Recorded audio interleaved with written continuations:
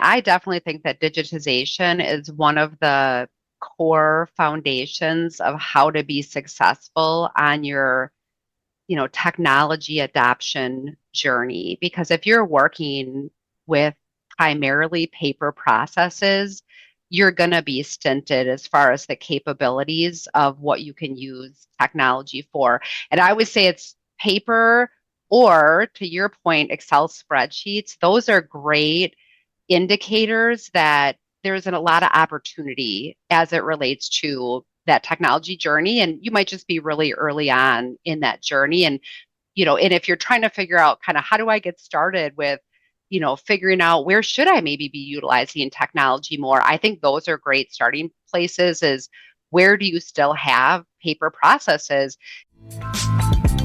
Welcome to the HR Huddle podcast, presented by Sapient Insights Group, the ultimate resource for all things HR. It's time to get in the huddle.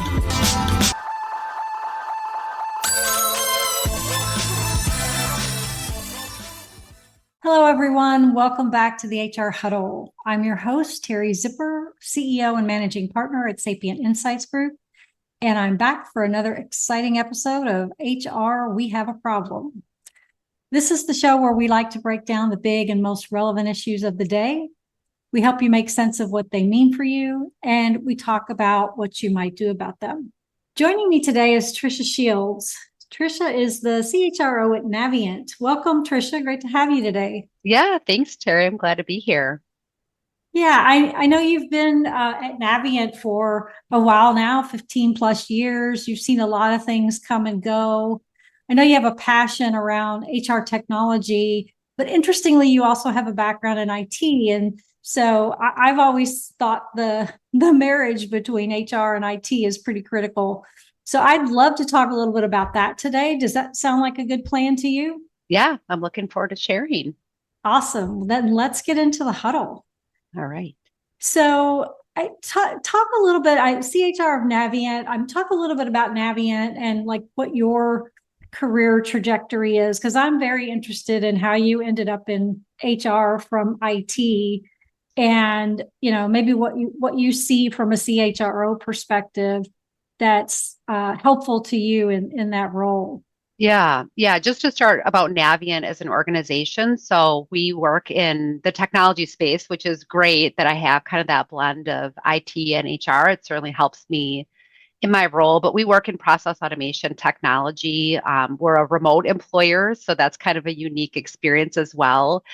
We have employees in about 30 states across the nation working in that technology industry. So my career path started actually, my background and my degree is in business technology. So that is, I wasn't even thinking about HR when I kind of started my journey. And I've spent the majority of my career at Naviant, as you mentioned, 15 plus years. So I've gotten an opportunity to really experience the different lenses of HR throughout my growth at Naviant, as well as, my career as a whole. I did start in the commercial general contracting space, and that arena is completely different as it relates to HR than the technology sector. So that's been kind of neat to see that evolve and grow. So yeah, right along with HR, I've gotten to see, the IT, I guess I'll say the merging of IT with HR over the last, 15 to 20 years as well. I know we'll talk more about that maybe more specifically, but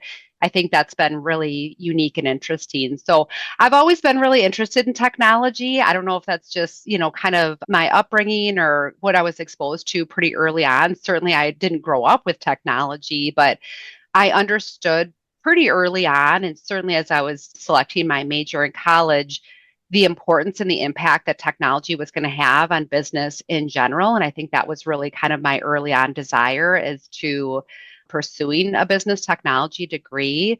The HR part, to be honest, I really fell into, in some of my early roles right out of college. I was working in more of an office management and administrative capability where you're really kind of doing everything back office for a company. I think the people part of HR really resonated with me, and I really felt like, that was a piece that I could lean more into and really, do really well with some of my natural talents.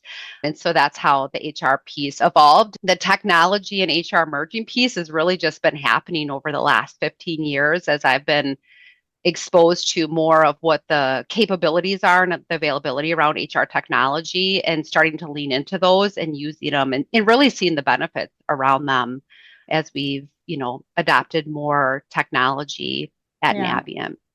I think people that's a common experience. I know I had a similar experience. If you know anything about tech and you're in HR, people sort of gravitate to you because there's this need to have technical expertise, but it's generally not the first thing that people in HR are looking for, right?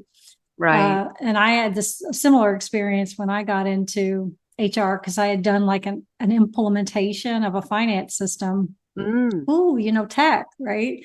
Yeah. In fact, not to date myself, but like early days of my career, I was using the internet using Veronica and Gopher before the World Wide Web. So it was like, if you knew how to write a few commands, people thought you were a genius. Yeah. So that's always fun. Well, I mean, do you think CHROs need to understand the tech? I think there's a bit of an argument about that, but I can see it both ways. I do think their relationship to the CIO, CTO needs to be a very tight partnership in terms of, their work. But I don't know, what are your thoughts on that? And you're coming at it from the perspective of somebody who has that background, but a lot of CHROs don't.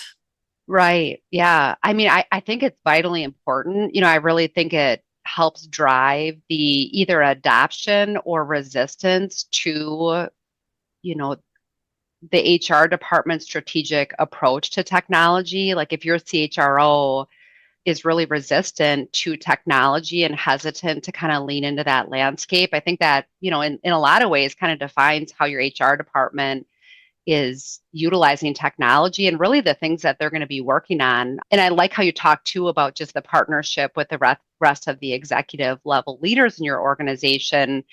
Our organizations are really innovative in a lot of ways now. And if your HR department is not keeping up with that innovation and the work that they're doing, that really creates, in a lot of ways, maybe a lack of buy-in or just a lack of collaborative, strategy across the organization that, can really hinder an HR department. I even just look at our example, definitely a member of the executive leadership team and part of, the work that we do as it relates to HR technology, I'm sought after as somebody that is an expert in that field, and I get opportunities to talk to prospects and customers about, what does that look like, and really just participate in this kind of ongoing conversation around HR technology. So, I think it's vitally important for our CHROs and top level HR leaders in organizations to not necessarily be technology experts, but certainly not be hesitant to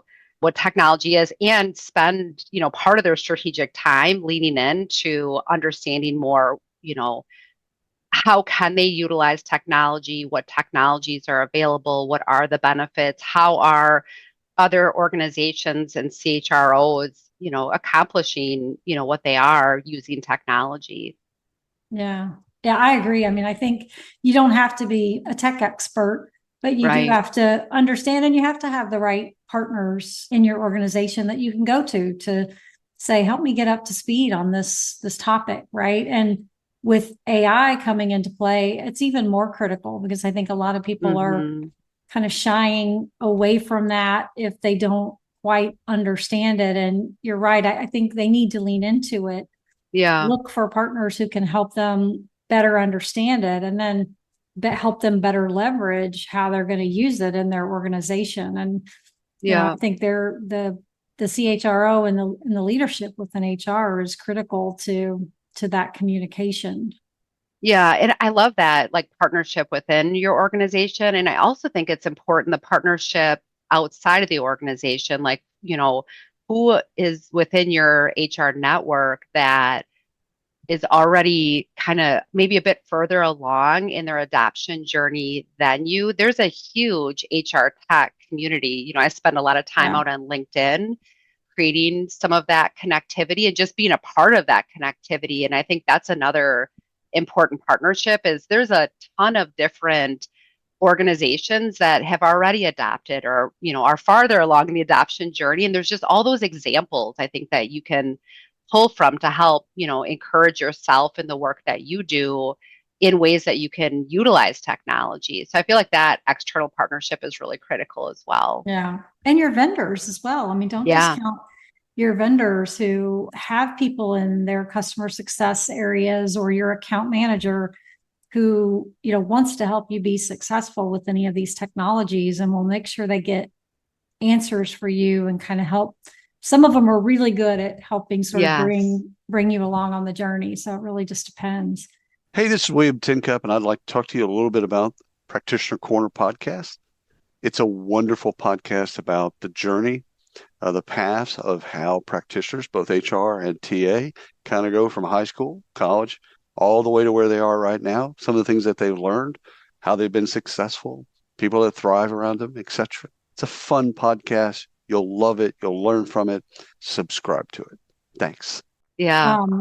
And we kind of talk about our vendors as our partners. Absolutely. That if we see you as a vendor, that's probably not a very strong partnership. We don't want to just buy technology from you because it sounds good in that singular use case. We want you to understand our business and really what we're trying to accomplish from a really holistic perspective. And we're seeking partners, in those vendor relationships that have that model in the way that they partner with their customer organizations. So yeah, I think that's really important as well. You're in a bit of a unique role, one, because you're the CHRO in your organization, but the organization that you operate within is also a vendor who is, out there working with organizations on technology. I think you guys work across the spectrum, but HR is one of the areas you focus on. One of the things we talked about in our last conversation was about tech jargon. And as we've talked about this sort of HR connection and sort of how IT and HR can talk to one another, how IT talks to HR in their own language to kind of help them solve the problem, because it's very easy for us to use acronyms and, things that just don't make sense to people and they just nod. Right. I think I understand what you're saying, but maybe I don't. Talk a little bit about that. Like, what have you seen in you? Because you've got those two viewpoints, right? So you've been able to see it. And if you're going to client meetings, which is great, you sometimes are probably able to make that translation for the technical people back to the HR people. Yeah, I actually just did a presentation at an HR conference last month, and we played a game to learn some of the tech jargon that we're hearing more and more. And so that was kind of a fun way as HR professionals, for us to, try to understand these IT jargons. But I think it is kind of a equal part. So yes, we absolutely, we can't ignore it. There are some common terminologies that, fit maybe more in the general IT space, but we need to know what those mean and what they mean to our organization within the HR department. But absolutely, we need our IT professionals to know our jargon as well and what matters to us. So that is kind of a unique space that I get to work in, just that helping IT folks understand like what matters to me, what are the words that we're using and just the space that we work in. And I think that's another piece just with that partnership, certainly when I'm working with a technology company that we're looking at potentially adopting new technology or even just consulting services around, that's part of what we're talking about. I'm not just adopting to your space and kind of your tech jargon. I want to see a genuine interest in actually kind of an expertise in your knowledge of the work that I do, so that I know that you are going to be a really good partner in kind of pairing those things together, so that we're not buying technology. We're buying almost just maybe like a new approach to how we're doing a certain way of work. So I think it's kind of that 50-50, like we need to lean in, but they also need to kind of lean into the HR space as well. Yeah. Yeah. And we do. We use a lot of acronyms, and I mean, even in HR. And then, if you look at that from an IT perspective, we use HRIS and HRMS and HCM, and like some of these things are just sort of interchangeable. Sometimes they're not, but they don't really get explained. Everybody thinks, Yeah. What this acronym is.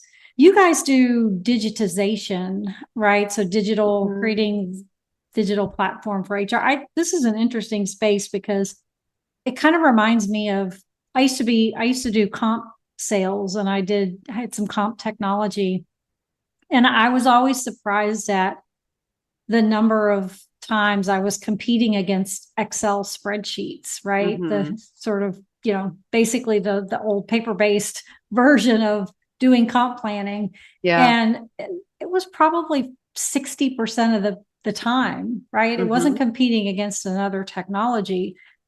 Digitization reminds me of that, because I would think that you're still seeing a lot of organizations who haven't made that step to sort of digitizing their HR function, or even kind of have a good concept of what that means overall.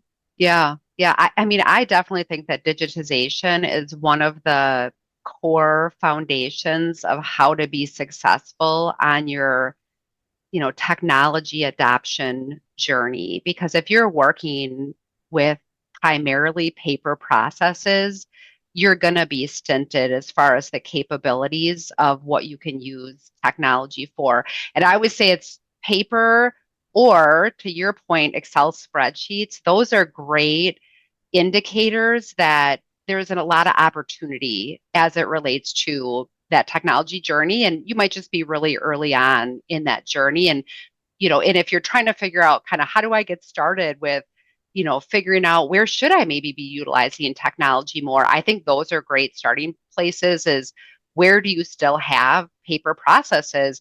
Because I think a lot of organizations have adopted, electronic documentation and some automation capabilities that are built into some of the technologies that we already have, but there's still a lot more to go. I would say, you don't hear much about HR departments and organizations that are 100% paperless. So those are opportunities to identify, could it be, and what would that look like? And would that save us time and money, to make the investment worth it? So yeah, digitization, that's really where we started 15 years ago, even with our internal processes. Is yes, I had Excel documents, but I also had a bunch of filing cabinets sitting next to me in my office with paper, and just looking at the work that we do at Naviant and knowing that that's the place I was at, it was a great opportunity to, just start that transformation. And now we're in a totally different space now. I mean, we've been, paperless for many years. We hugely lean into automation processes, but I always like to use that as kind of a early start encouragement for organizations that maybe are still sitting next to their filing cabinets and they are still using Excel documents for tracking. Yeah, it's gotten, definitely gotten harder, because like your company, our company is the same way. We're completely remote, right? So if you're doing paper-based work, people are having to put stuff in the mail, which they're not doing, right? That makes no sense. Yeah, right. And even though, oh, go ahead. I was going to say, I mean, they've got multiple systems, right? They've got like their recruiting system, which hopefully is, managing all of their, hiring and that kind of thing online and through technology. Onboarding is another area where, you're doing things that definitely have to be digitized and online, but there's just a lot of pieces and components that kind of come together. Are you guys doing anything? Are you looking at it from the perspective of how do we bring everything together so we can take advantage of or democratize that data across the organization? Because it's all potentially in different places depending on how many different systems you're using to do some of this work. Right. And even if you're not a remote employer, you might be a multi-location employer. And how are you sharing that data, across those different locations as our organizations continue to grow. So we look at it as how do we give employees, both within the HR department organizationally, but just the employee experience piece, how do we give them access to the information they need real time? So kind of the old day of, I need to change my address. So I need to email HR and let them know that. Why can't we just empower them to have that information kind of, right at their fingertips to be able to make those updates and changes on some really simple things like that. But we're also doing it as a way to change the work that HR is doing. So we don't want to spend our precious HR professionals' time on processing paper and, routing things when there's technology available to do that. We want to be really strategic and impactful. And I'm sure you can appreciate too, just the way the work that we're doing has changed over the last 20 years is really significant. And I think that technology has been one of the greatest impactors of that. We used to be seen as more of an administrative function within the organization, where now we're seen as a strategic leader in a lot of cases. And so, yeah, so I think that's how we see that adoption of technology for ourselves is we want to be able to be strategic and we want to be in front of our employees. I love that I have time and the ability to connect with employees to just talk and have meaningful conversations about what their experience is like, because I'm not doing that administrative work, nor are most of the other people on the HR team. Yeah, that is a crucial point. I think organizations, in order to be, HR does need to be strategic, and in order to be viewed as strategic, they need to not be viewed as a compliance organization. But you still have to do it, right? So somehow you have to do it without showing that you're doing it. I mean, right. The reality is it just needs to be happening. And some of that comes with, I think, some of the examples of the work that you guys are doing. I think the reality is, though, they need to be able to tie whatever they're doing, whether it's digitization, whether it's, new technology to support AI or anything else they're doing in HR, they need to be able to tie it back to the business outcomes, right? They need to be able to ensure that the solutions they're putting in place are living up to the expectations that get set for them. And I think that's probably a core area for HR to focus on. Yeah. And I think even like with the enterprise technologies, we talk a little bit about that as well. Like rather than seeing this as like, these are the HR technologies that we're utilizing, are there HR technologies that really have capabilities to support the organization as a whole in the work that they do and perform? And are there enterprise solution technologies, like we use automation technologies as our example, that the organization has really adopted that your HR department can take advantage of to help support the work that they're doing? Yeah.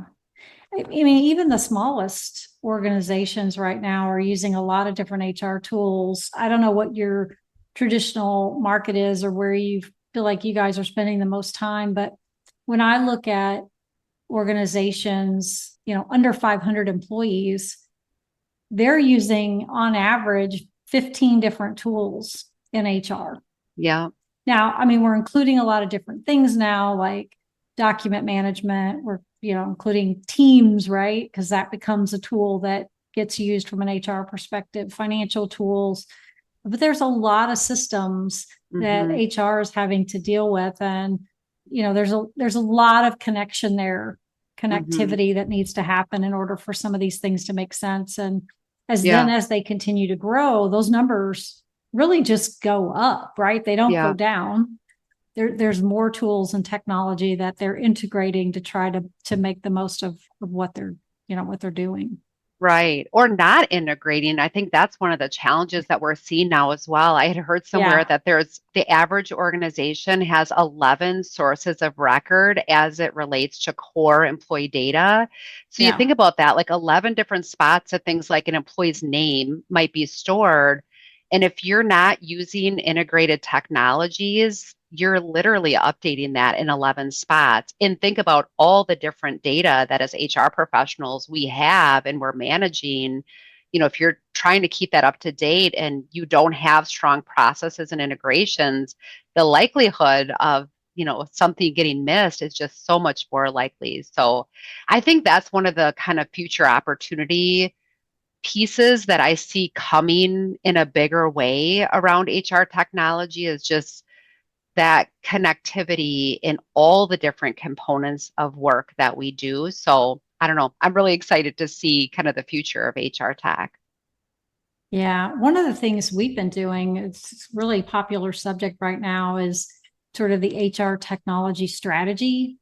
We literally just finished like a 6-month cohort where we brought HRS leaders or those responsible in some way for the HR tech in their organizations through a program to build their strategy, right? Make connections in the business, build business cases, really sort of helping them think about HR tech, because it has become, as much good as it does, it also becomes a real challenge when you've got so much going on. The single source of truth is out the door because, like you said, you've got too many different places where name is in the system versus just, one place where that data is connected and managed. And I don't think we're going to go back to like one system to rule them all, right? I think there's going to continue to be niche products that need to be part of HR and sort of these HR systems clusters, right? Mm-hmm. Technologies that cluster around solutions or things that are your core, the core value for an organization. So yeah. I was definitely hoping, I will tell you, like over the last several years, I feel like I've evolved with that as well. Like I just had such a hope that there would be more singular technologies and singular partners creating HR technologies that, really would understand our space and answer all of that and provide all of that connectivity. But I will tell you, through that evolution, I'm absolutely with you. I think, it's now more about finding different core technologies that, really do the work they do best in class. And part of that best in class is connectivity to other technologies. So you're kind of creating a singular source through many different technologies. But I love what you're mentioning about the cohort and just creating that strategic plan around technology, because I think so often now we've been really reactive to, the company is growing. Now we need a new ATS system or HCM system or whatever that might be. But having a more strategic, a laid out business plan and a strategic plan around the technology that's maybe, built more under the insights of what the changes in the company, what are coming, I think is, we should see more of that. Yeah. As a tech person, do you see some gaps in HR technology? I mean, I think there's an opportunity there where we just described how people get, somebody's sort of the glue that brings all of this stuff together. But are there some areas, I'm just curious, in your experience, based on everything you've seen, are there some things you look at and go, I can't believe we haven't solved that problem yet, right? Yeah. I guess two things that come to mind for me. One is around the integration piece. So I do think that there are some singular technologies that, we're utilizing that are at a disadvantage to our organization. And I think that's interesting that with the capability of integration technologies, that there are some of those singular technologies that really kind of do make our work more challenging. So I think that's one of the gaps. I think we'll just see that continue to evolve and change and really kind of drop off as our work continues. The other piece that I'm heavily diving into now, and maybe this isn't a gap, but it's certainly a gap that I'm trying to learn more about, is around the employee development piece. So that whole experience as an employee, where are we pointing our employees to as it relates to employee performance, development, core competencies, career pathing, where's the content that we're giving them for learning management? How are we helping to support them as they look at what does my career path look like within the role that I'm in today, as well as, what are my hopes and dreams as I, continue down that path, and the alignment with our company growth. And that's a piece that I'm wanting to really solve at Naviant and provide more connectivity around. But I'm not seeing a lot of technologies that answer that whole component. I'm seeing a lot of technologies that maybe do these 3 things or these 4 things, but I think it becomes challenging when you have to point employees to a lot of different places. So we are looking at that actually, as well as more of a hub-like approach to provide some connectivity to these technologies. But right now, the one that's challenging me the most, and I feel like as I'm seeing it, there is a gap, is around the employee development experience as a whole. Yeah, I think we're seeing something similar. And a lot of people are looking for skills capabilities right now and talent marketplaces. And, one of the things I think is important about that is it requires an investment by the employee to want to be a part of that, right? It's not something you can force. Mm-hmm. I mean, you can put it out there and you can make it available, but unless people become engaged in it, or you provide some incentive for them to want to, do things within that environment and learn and grow and develop, it's a challenging space. And I think people interact with it differently depending on the culture within the organization as well. So I think there's some interesting things to come with that, though. I'll be curious to see how that. I'd like to stay in touch on that and see how you guys evolve with that capability.